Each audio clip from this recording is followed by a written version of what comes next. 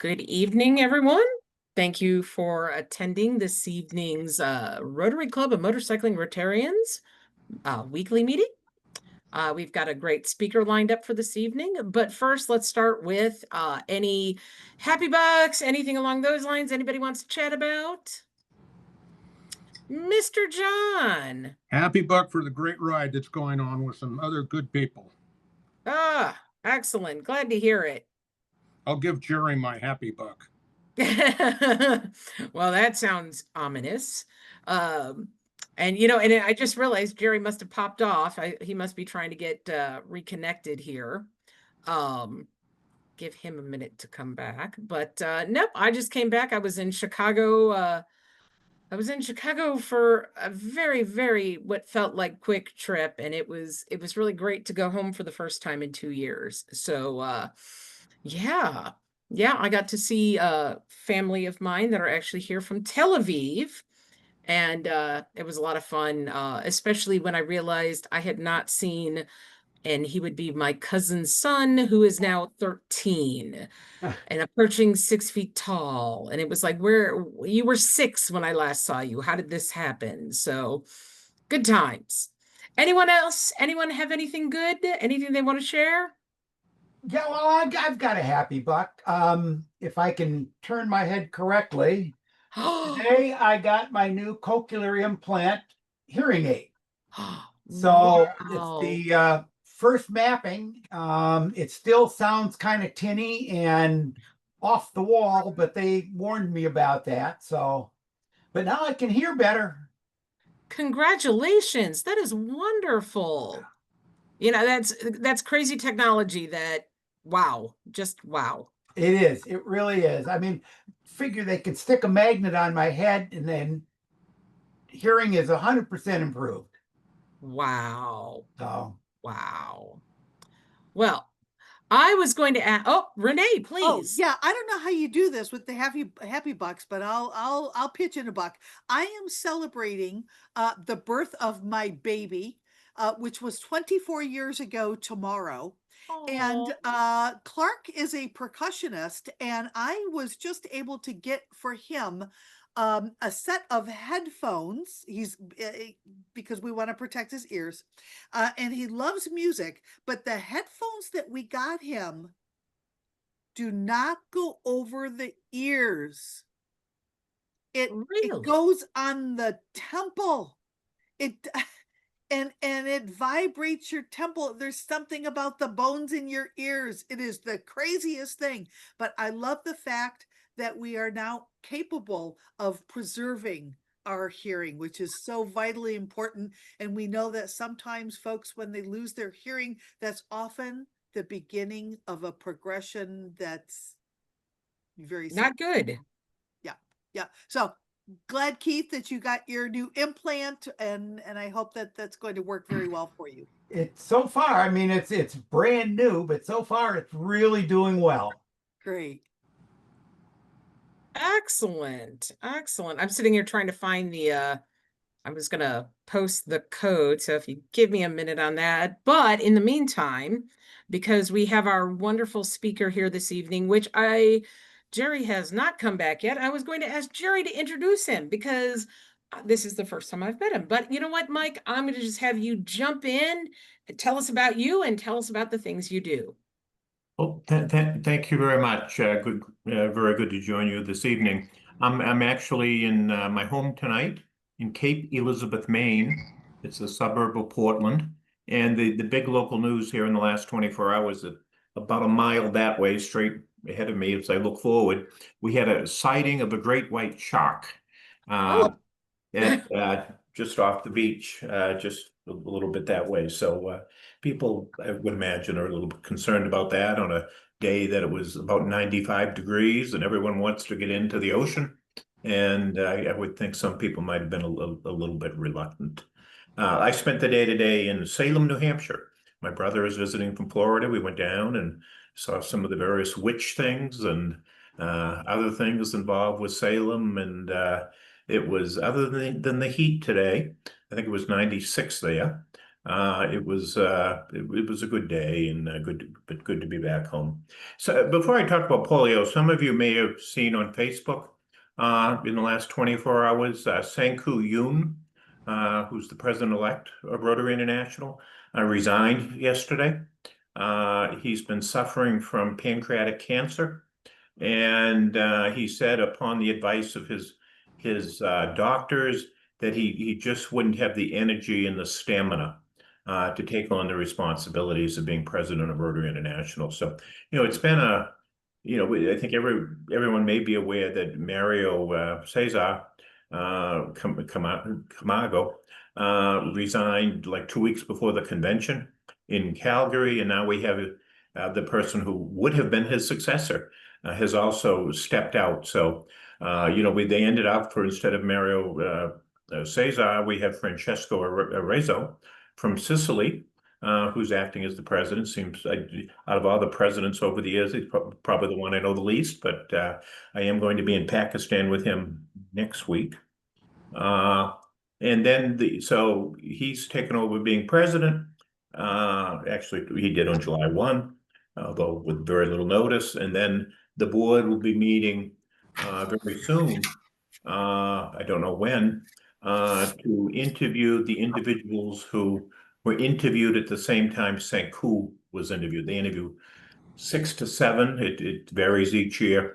And then, those that there may have been more who applied, but those who sought being president will have a chance to be interviewed by the board of directors now, and they will make a choice. I would guess it will happen within the next couple of weeks. So I know, every Rotarian who hears about Sanku really feels that, right here that, so sad that, he's had to make this decision, and he's been a good friend for a long time.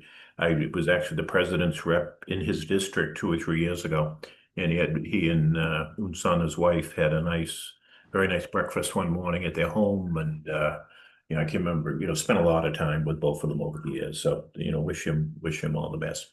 So I'm supposed to talk about polio tonight. The reason I'm doing that is Rotary's polio program is actually very much grassroots spread, but we do have an International Polio Plus committee that oversees all of the Rotary polio efforts, recommends to the trustees how the funds donated by Rotarians are spent. We're also responsible for advocacy to governments around the world, although we have another committee and a structure that looks at contributions. We're technically responsible for trying to raise the $50 million every year that we hope that Rotarians might give. And, and beyond that, we try to provide some advice on Rotary communications, but I would admit that can be challenging at times. The communication staff is of a different generation than a lot of us. And, they sometimes go in other directions that, make it a little bit challenging. But anyway, I've been doing that since October of 2014. Most Rotary positions you're in and out of in a year, or even 3 years. The boards for 2 years, trustees are for 4. This position, there's so much entailed on it. I think we've had 4 chairs. One served for 3 months, and the other 3 have all served for over 10 years. So it's a little bit different from everything else at Rotary. We have a committee made up of folks from around the world. Some of them are past presidents of Rotary. Some of them are, I think they've all served as a district governor at one point or another, but they're definitely from around the world. And then we have a whole structure of, John Cram, who I see on my screen now, was something called an End Polio Now coordinator. And they're responsible for fundraising and polio information in a certain geographic area. And there's about 45 of them around the world. And they serve, I think, 3-year terms, appointed by the trustee chair. We also, in certain countries, we have Rotarians who serve as advocates to the different countries. We have committees in Australia, Canada, and the United States, who are responsible specifically for advocacy to those countries. And then we have advocacy advisors in quite a few other countries where we hope that we might get some support from the government. We also have polio national chairs and sometimes national committees. Those are made up of Rotarians in the countries where we see polio. We have, a committee in Pakistan, one in Afghanistan, and Nigeria, there's a committee, and then there's another national chairs that have informal committees around the world. So that's, basically our structure. And so let me go into, where we stand and how we're doing. Everyone tends to focus on the number of cases, that sort of thing. I focus on the cases, but I also focus on the trends. I focus on, the real life impact of what's been accomplished as a result of the generosity of Rotarians. And we often cite a statistic that there's 20 million people now walking on Earth who would not be walking on Earth if Rotary hadn't started this initiative and convinced other people to join us. At the time Rotary started, the statistics that's generally cited were there were 350,000 cases a year of disabling polio. And last year we had 99 of something called the wild polio virus. They were all in Pakistan and Afghanistan. And then we also have polio variant cases, which are called circulating vaccine-derived polio. And there were, the number is still changing from last year, surprisingly. But excuse me, about 300 of those cases. So, altogether the trend is down, and I'll show you a slide in a little bit that shows the decline. I heard from Aziz Memon, polio chair today, that there were 2 cases that were announced in Pakistan today of the wild polio virus, which brings us up to 22 for the calendar year. We also continue to hear of some of the polio variant cases. So that's the case numbers. Again, I'll go through some slides. I want to talk about advocacy a little bit and funding. We're part of a partnership with UNICEF, the World Health Organization, the Gates Foundation, the Centers for Disease Control in Atlanta, Gavi, which is a vaccine alliance that's headquartered in Geneva, and those in Rotary itself. We have the partners. We're called the Global Polio Eradication Initiative. The budget this past year, current this year, is about $970 million. Of that, Rotary provides 50 million that's essentially donated mostly by Rotarians and fundraising events conducted by Rotary, and then 100 million that is the 2-for-1 match of the up to $50 million. It's the match from the Gates Foundation. So if we raise 50, Gates then, if we spend 50, Gates then gives us a 2-to-1 match, was 100. And the committee, the International Polio Plus Committee, then recommends 150 million, all of which goes to UNICEF and the World Health Organization. So, so we're 150. The biggest contributor by a long shot is the Gates Foundation. In addition to the 100 million they give Rotary, they also, last year spent about another $450 million on polio eradication. The third biggest contributor has been the United States government. That takes the form of $180 million that is given to the allocated, budgeted for the Centers for Disease Control, and 85 million that was budgeted for the U.S. Agency for International Development. The U.S. Agency for International Development now is essentially defunct. The administration transferred some of its responsibilities to the U.S. Department of State. A lot of that money goes to fund surveillance labs. We fund about 150 laboratories around the world. A kid goes to a local health center, they go to their doctor, they have signs of paralysis, they take a fecal sample, and it goes to these labs. And these labs figure out, is it polio? Is it not polio? Is it something else? And these labs are a big piece. So a lot of that was funded, by the U.S. Agency for International Development. One additional challenge is that of the different funding groups, The World Health Organization, there's been a decision in the United States that we would no longer be a member of the World Health Organization, and that none of the polio monies from the government can be channeled through the World Health Organization. There's also been a proposed reduction in the UNICEF funding. UNICEF has is in the process of reducing their staff by about 25%, as did the World Health Organization, and continuing. UNICEF is also, they're headquartered in New York, but they're moving a lot of their staff to Nairobi, Kenya.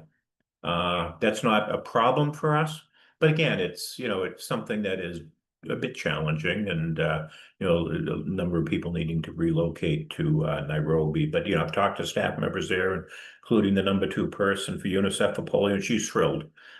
She can't wait to go to Kenya. So it's you never know. So so the funding. What's interesting enough, despite we thought the USAID money was going to be tough, but the president's budget that came out of the Office of Management and Budget actually included the 85 million in the State Department budget up front. For the CDC monies, the amount recommended by the administration was 0. We have we have a polio advocacy committee that goes to Washington 2-3 times a year. We also pay for some lobbyists who were there, and we have constant letter writing and whatever. And the good news is that the Senate Appropriations Committee a week ago, maybe 2 weeks ago, recommended the full $180 million be included in the budget. It's still, and the vote was like 26-3, so strong bipartisan support. But now that still needs to go to the full Senate, and then we'll go to the House, and then eventually we all have seen the U.S. budget process that sometimes is challenging, and it is. But polio is affected by that. It's affected by the monies that are challenging to have allocated, and it's also impacted by the difficulty in restructuring, since we really can't work all that much with the World Health Organization, although we still do. We also advocate to a number of other governments. The UK used to give $100 million a year, translate to pounds, and last year they were down to 18. I think the number was $18 million. So over 100 to 18 million over the last 3 years. Germany has just put in a 25% cut as one of our major donors. So if it wasn't for the Gates and the Rotary Foundation or Rotarians, we'd be in really, really tough shape. So the overall budget I mentioned was like 970 million. There's a budget now being reviewed that's probably going to reduce that to about 800 million. With the Gates money, with the Rotary money, and we also recently got 100 million pledged each of the next 5 years from Saudi Arabia.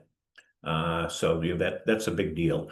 Canada is still heavily involved. Australia gives a small amount. Japan gives a small amount, and the European community gives a little more sizable amount. So we look at all those things, and it's challenged. But as we look at it, and we look at where we operate. Let me put on my slides here for a minute. See if I can do that.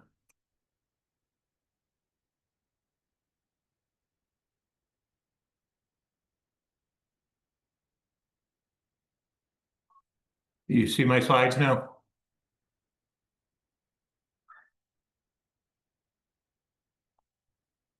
There you Good. Yes. Oh, thank you. Yeah. So just to run through a few slides to give example of some different things. People wonder, could it come back to the United States? This sign, children under 16 not allowed to enter this town. This was in Westchester County, New York, back in the about 100 years ago. And ironically or strangely, it was almost exactly the spot where we had a case in New York a couple of years ago of a vaccine drive polio. We've used celebrity endorsers from the very beginning, even before Rotary was involved. And the young man in the middle of the next picture, some of you may know from Tupelo, Mississippi.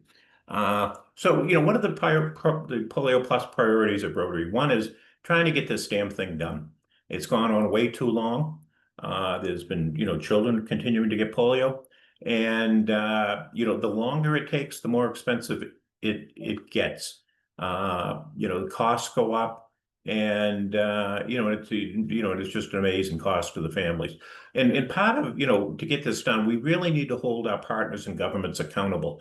When we're spending this money, we need to make sure the programs are well run, that they're targeted on where the needs are the greatest, and that, obviously that there's full accountability at every level. We had stories, and it was a newspaper story this past week about fake finger marking. They paint the fingernails purple, and that maybe some of that was being done fake. They really weren't getting the polio drops. But the truth is that that does happen, but it's not in a whole lot of places. We also want to make sure that as we get to the end, that we have a transition, and that we integrate more with the provisions of giving other vaccines. We're doing more than that. And then, finally, we need to engage Rotarians at different levels. This is, the current case actually before the email this morning from Aziz, and in Pakistan. So, these are the cases over the last 6 months, and I tend to look at 6-month increments, 12-month increments, while most people admittedly look from the beginning of the year. So, and this is actually a question a Rotarian had from California yesterday. What are the exact number of countries? And you can see here, we've had Afghanistan and Pakistan, we've had the wild polio virus cases, and the polio variant cases. You can see the countries there. It's a total of 11 countries. This shows, interesting, everyone has the perception that, if you look at all the different types of polio, everyone has the perception that most cases are in Pakistan. The reality is that over the last 12 months, the country with the most number of total cases is Yemen. It's like there's the militants there. There's like a war going on in the Horn of Africa. Second is Pakistan. Ethiopia, ties in with Yemen, and then Nigeria. But if you look at the last 6 months, and it's interesting, while we had 393 cases in the last 12 months of all types of polio, we had 91 before this morning in the last 6 months. And the number one country there is Ethiopia, Pakistan. But look at the very bottom of the top 10. Actually, it's Afghanistan. We've only had one case, despite the challenge of working with the de facto government there, the Taliban. We've only had one case, and the way things are done, they don't allow house to house anymore, but they allow us to go to every 3 houses and make some noise and do advanced work, and we're still getting a pretty good uptake on the cases. These are the exact numbers for the year to date. Last year we had 99 cases. This year we had 20, now 22 apparently. In the vaccine-derived cases, year to date at this point, no, the total last year is we had 383. We've had 100 this year compared to 130 in the same period. So you can see the trend. These are where all the cases are in the last 12 months. You can see there's a belt across Central Africa from east to west, and then a few outliers in countries below that. And all of the red, those are all the cases in Afghanistan and Pakistan. And I find this chart interesting, is that we had a big peak around 2009. Which also included India, that was taken care of. The orange here is Afghanistan, and this is just the wild polio virus. Pakistan is the blue, and it's interesting. We have an uptick. We have had an uptick every 5 years in Pakistan, and it directly correlates to when the elections are in the country.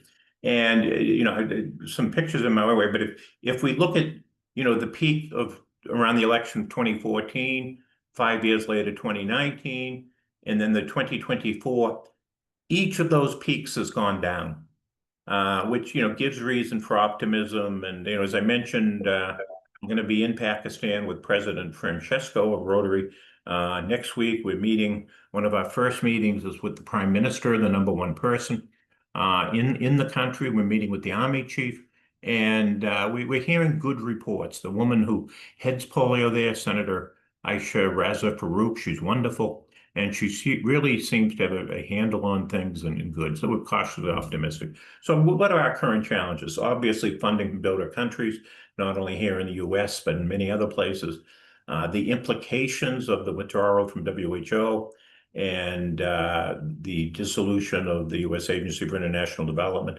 The fact, as I just mentioned, that we really need house-to-house campaigns in Afghanistan. It appears to be very low circulation in the country of the polio virus, but still, it's the way to do things is house-to-house. We're concerned about the decline in routine immunization. Routine immunization refers to like measles, diphtheria, and all of the other things, vaccine preventable diseases. And in many countries, we're seeing decline. And where we see the decline is where we're having those polio variant cases. The polio variant cases are the kids who get that are folks who haven't received the zero-dose children, they're called. They haven't received any immunizations for anything. And when polio is mildly circulating in the area because of the vaccine that was given, that's a live virus, we have kids do that. Obviously, the move is to give the injectable, the one in the arm, the inactivated polio virus, but that's expensive and can't be done everywhere else, but it is the trend we're moving to. And finally, we need to have a polio focus in every Rotary district. There's a meeting later this month at which we're looking at the numbers in what was donated by Rotarians last year. The numbers were down a little, but it's very even around the world. And I was looking, I received the statistics for one country, it wasn't the US. And there was a district of, more than 2,000 Rotarians that the total amount given to polio in that district was about $1,000. And, we need to do better than that. The goal is $1,500 from every club. So, it's very uneven. So, this is a meeting I had a few months ago. That's the Prime Minister of Pakistan. We're looking to meet him again next week. So what we need to finish the job. We need to continue to advocate to the governments. We need to try to continue to raise the 50 million a year. We need to stop the vaccine-derived cases by improving routine immunization. And basically, in the end, it's all about convincing parents to present their kids for immunization. Last year, I think there were 420 million kids that were immunized, but some of them get immunized a number of times. We see them 3 or 4 times a year. The total amount of times we provided vaccine drops was just short of 1 billion. So this is, a huge effort. People ask, what's it cost? If you look at the budget's 970 million. We did about 1 billion vaccinations, so it's about $1 per every vaccination. If you look at endpolionow.org, there's a lot of information, polioeradication.org, both very interesting sites for different information. It looks like I didn't put the last slide. So I have a final slide that doesn't want to appear. No, that's okay. Yeah, I got 2 final slides. It's one just showing it's what all about these kids and just wonderful. And then, together we end polio. I love the way these kids all lined up and all in a nice even row. So we thanks to you, thanks to generous Rotarians, we've made I think really good progress. We still got a little bit of a ways to go. I think we need to get in. There's one other thing I want to say specifically to the motorcycling Rotarians. But I hesitate bringing this up because one of our biggest challenges is violence against polio workers. And interestingly enough, it happens mainly in a small area of Pakistan, a little bit in Afghanistan, but most of the violence is accomplished by young men riding motorbikes. And they go up and they attack a polio team, they attack the security workers, affecting polio teams. And, we have lost in the last so many years, well over 100 polio workers and security workers as a result of, these attacks, again, mostly by motorbikes. And I know there's wonderful motorcyclists or whatever, but at the same time, it's the transportation for the attacks, easy in, easy escape, whatever. So I just thought, to this particular group, that might be an interesting sidelight. So anyway, that's a bit of a oversight. I still remain optimistic, but it's every morning I get up and I check my phone for the emails, and it's not always good news, but sometimes it is. So I'm looking forward to being in Pakistan coming up, and there's an awful lot of other events and meetings coming up, and what keeps me going is when I meet some of the kids in the field, and when I meet Rotarians who are so passionate about polio eradication. So thank you. And do we want to do questions, or do we have time for them? Yeah, Mike, would you kind of go over that letter that Chris David sent you last week, I think? Yeah, there was an article in the Associated Press that basically said that there were unhappy workers, that there was too much false finger marking, that no one was doing anything about it, that we really ought not to be giving the oral polio vaccine at all. It ought to be simply the IPV, the shot in the arm, and there were a couple of others. It was a long, long story, and basically, it clearly came from a epidemiologist in India who hasn't agreed with anything that's happened in the polio eradication program for 25 years. And he's very persistent. And, he 2 weeks ago, 3 weeks ago, maybe he wrote to the directors in India, Rotary directors, and a couple of them were new. And again, it was, you need an investigation. You need to do this. You need to do that. So, I responded to the director, who actually, interesting enough, was just appointed to the polio committee, saying, we know this doctor, and 99% of the epidemiologists agree with the way the program is working and the decision. And we have all sorts of oversight committees. And Tom Frieden was interviewed in the article. He's the former head of the CDC, and he said that they don't listen to the board he serves on, the independent monitoring board. Well, that's not the case. We don't follow all their recommendations, is true, because we have like 6 different oversight bodies that oversee the polio program. We have something called the SAGE, the Strategic Advisory Group of Experts. We have the Independent Monitoring Board Tom serves on. We have TAGs, Technical Advisory Groups, that go to the different countries. We have a donor group that meets. We have a Finance Accountability Committee. We have a Polio Oversight Board. So anyway, that gets out, and it gets people stirred up. Fake finger marking, yeah, there's some of it. And my take on it all, and if you look at the GPEI website, the Global Polio Eradication.org website, polioeradication.org, you'll see that there's a response that's really a response to the article, though it doesn't mention the article.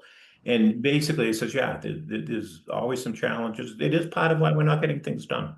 But when you're immunizing kids 1 billion times a year, you're going to have a few disgruntled employees, and we have them. It's, whenever, like last time I was in Pakistan earlier this year, part of what we do is we meet privately with the polio workers. How can we help you? What's going on? One question I asked was, how do we're in the area where there is the most violence. And I said, do you feel safe?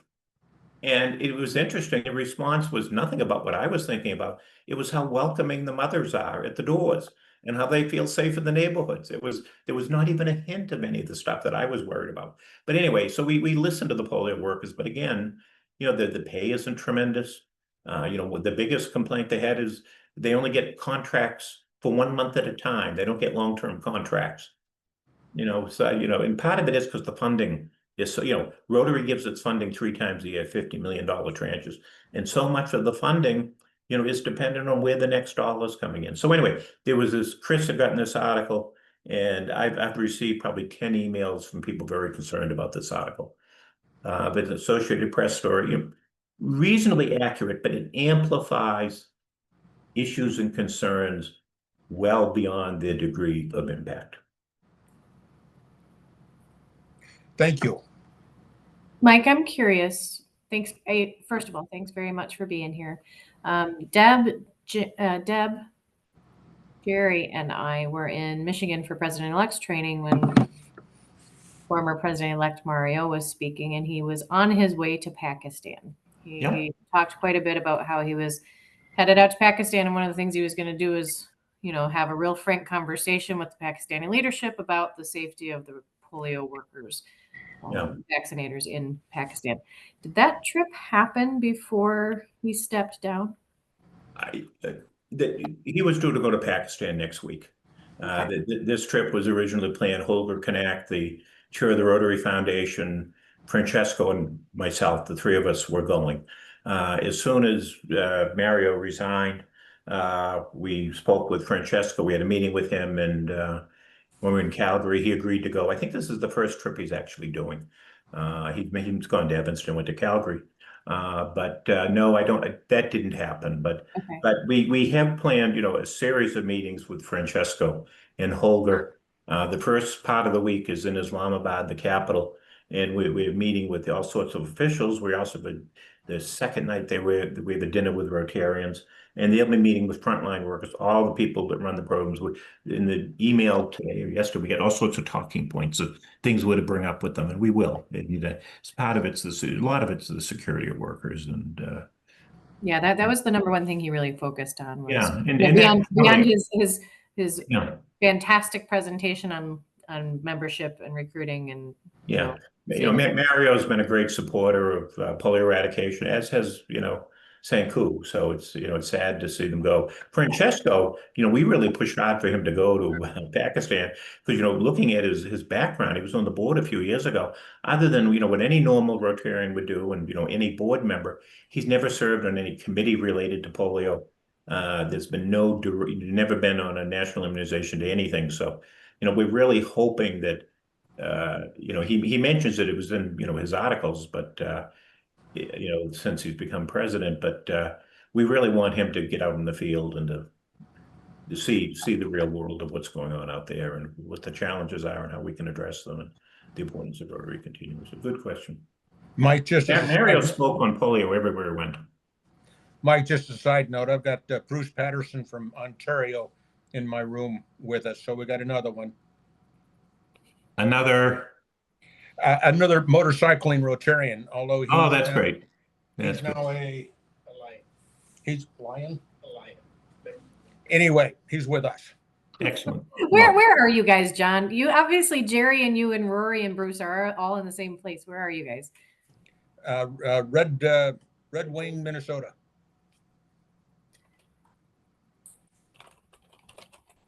It sounds like the sneaker capital of Minnesota, but that's probably my poor association. We just rolled into town and got on Zoom. That's good. We literally got to the hotel like 5 minutes before the meeting started. And I don't know what the hotel did, but it dropped me out there at the start. So my apologies. I didn't get a chance to introduce you. So yeah. I'm sure that Deb did a good job though. I just got the man to speak. I was fully just going, hey, let's hear about you. So, I'm completely amazed, honestly. Obviously this is a passion for you. I mean, for you to have done this for as long as you have, this is a real close to your heart situation. Outside of polio, what else do you do? I'm always the one who's going, okay, there's got to be more to this person than just one thing. That's a good question. I do a lot of volunteer work. Within Rotary, I still try to be active in my club. We had a lobster bake last week, Wednesday night, I think it was. We did something at an art show. We were selling popcorn. We were responsible for a lighthouse in the neighboring community. Wow.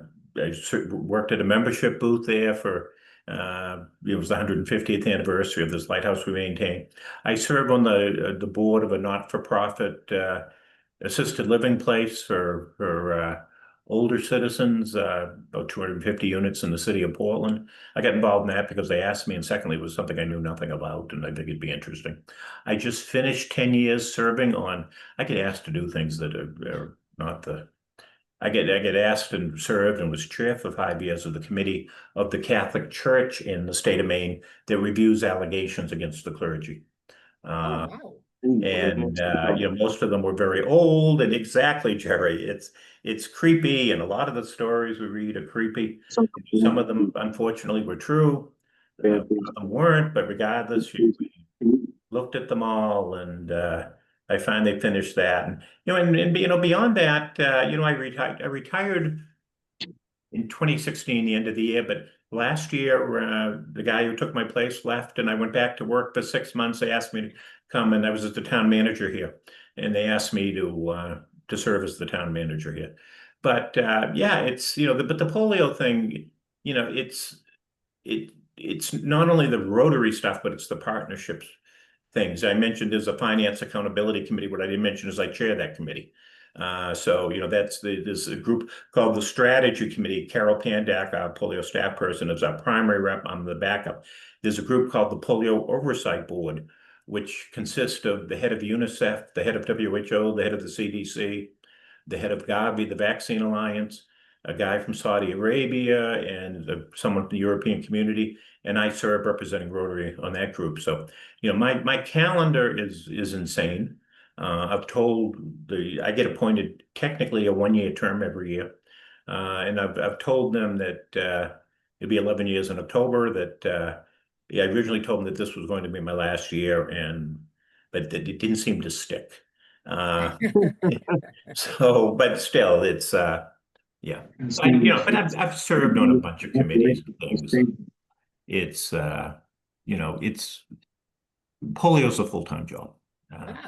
Well, there you go. It shows your service heart that and it's not only polio, it's things in your local community. I think that's important. It's having that kind of touchstone of, not only am I worried about what's going on in the world, but what's happening next door.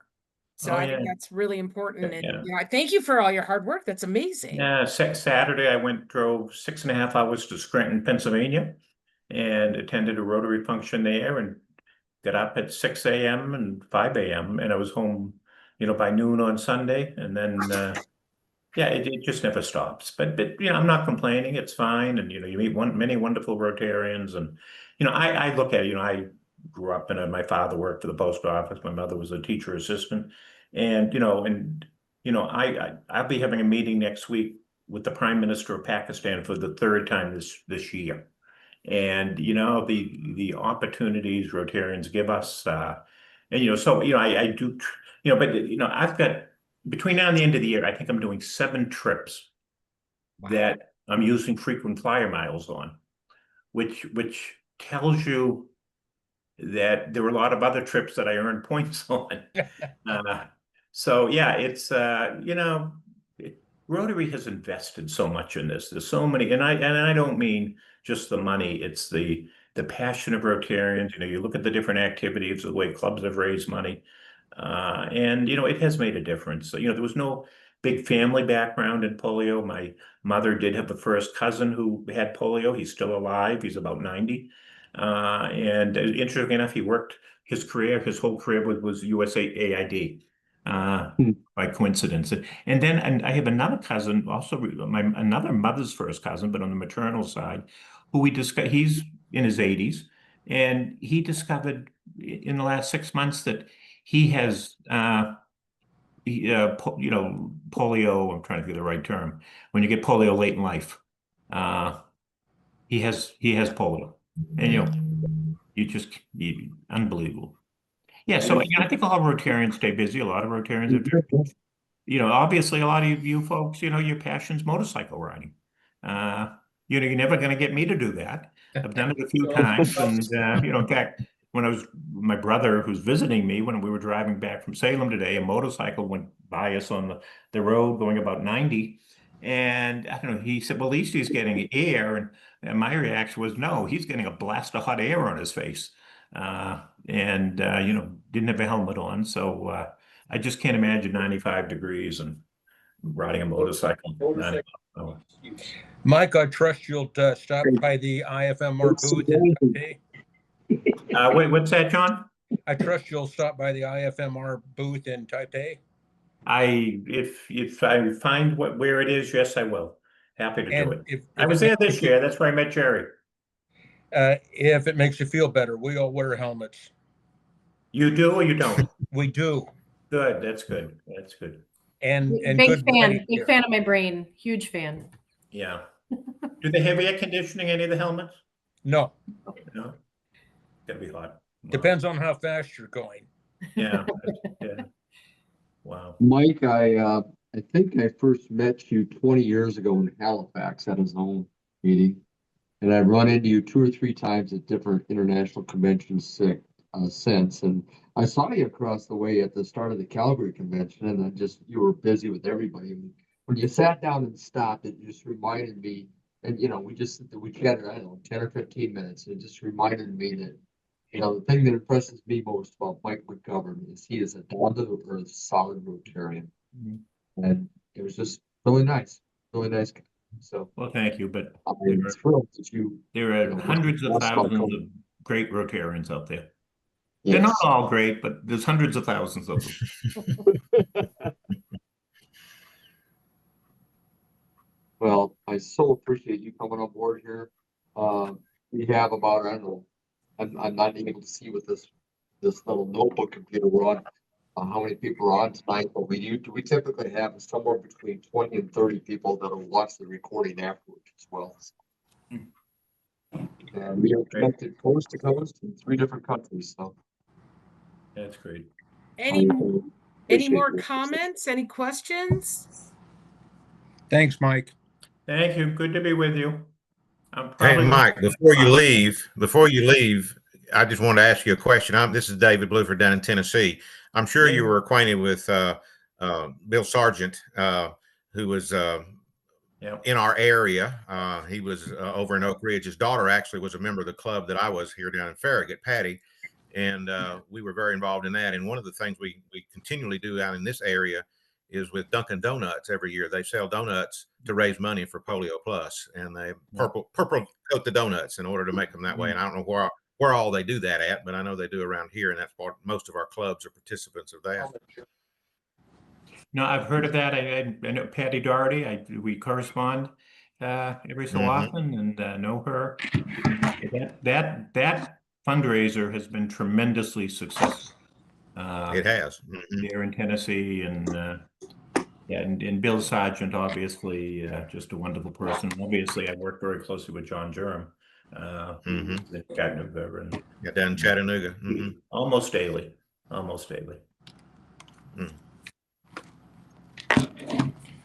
I sometimes use in my slide presentation when I talk about fundraising, I show those donuts, but some people say I'm a New England partisan, and I'm just trying to push a business that began, I guess, in Massachusetts. So I found that to be we're a interesting. Dunkin' Donuts state. Well, I will say that I want to thank you for coming and speaking to us today. This was a definite honor for us. We really do appreciate it. And I learned a lot because, there's so much, I'm going to call it noise out there that, you don't get to take those important numbers in and the budget numbers and things like that. So I really appreciate you presenting that today. That was great. Good to be with you, and thank you for all you do.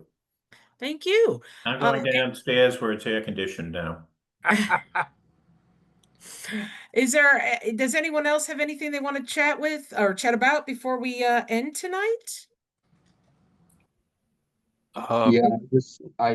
It's Jerry. I just wanted to point out to everybody that next week we have a speaker coming from, he's a writer for Cycle World. He's not going to talk to us about motorcycles. He's going to talk to us about his other passion. He bought a small plane that he and his wife refurbished, and they traveled all across North America. And he's got a book that's coming out at the end of this month, and he's our speaker about that activity on next week. Excellent. And I'm still thrilled that Mike joined us tonight. We have some great speakers coming up in the next month. I was contacted. Someone is actually going to be coming and speaking to us on hearing loss. I think that's what it is. And I think we still have a couple dates in September open, if I recall correctly, unless those are filled. But please, as a reminder to everybody, please, the pun was not intended, but I'm going to say it anyway. Keep an ear to the ground for any good speakers who may be able to come in and fill those slots or any other slots that we have available for the rest of the year. Yeah, just if I might, my club next week is having someone speak on, they're from AARP, but they're speaking on scams, online scams. That's fun. Ooh, and what to that's a good watch one. for. So Yeah, you that's one of the things that we had talked about. We have one of our members who does a presentation on Yeah. cybersecurity every Excellent. October, right? It's Yes. coming up soon. Yeah, Yes. good stuff. Well, excellent. Excellent. I won't keep anyone any longer. Do I have a volunteer for the four-way test? Or do I have to designate somebody? Come on, somebody. Oh, John, I see you turning away from me. Yeah. Mr. Cram, would you please honor us by leading us with the four-way test this evening? Of the things we think, do, and Thanks. say, first, is it the truth? Is it the truth? Second, Is it fair Is it to fair to to all concerned? Third, Will it will it build build goodwill goodwill and and better better friendships? friendships? Fourth, Or will it be beneficial Will it to be all beneficial? concerned? And number five, Will Will it it be be fun? fun? will it be fun? Thank you all so much for attending this evening. I will see you all in a week. Have a very good day, evening. Thanks, Have a Deb. good evening. Thank you. Thank Thanks, you. Mike. Safe riding. Hey, Mander. Yes. So I didn't do the happy buck thing tonight, but first of our exchange students for 7870 come in tomorrow. And this year, an e-club in our district is hosting for the first time. So I kind of wanted to nudge that